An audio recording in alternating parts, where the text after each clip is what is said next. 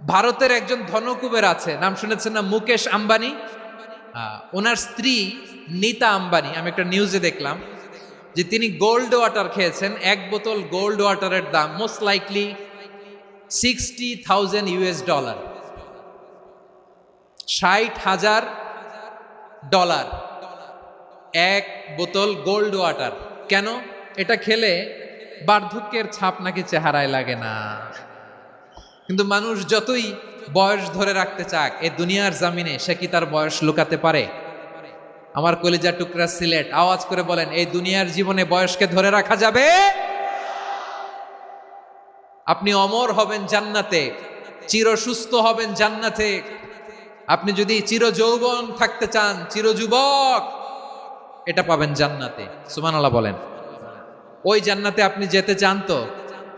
চান?